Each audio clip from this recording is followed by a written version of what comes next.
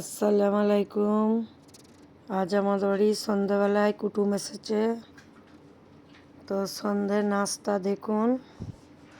গরমে বেশি কিছু করতে পারিনি, হালকা হুলকি নাস্তা দিচ্ছি।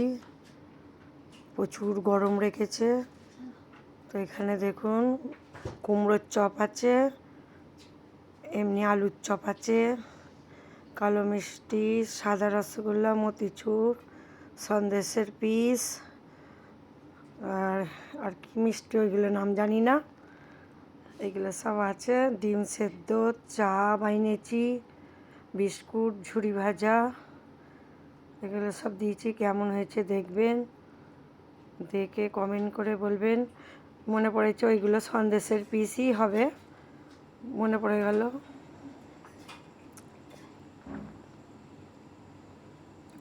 দেখে সাবস্ক্রাইব কমেন্ট করে দেবেন।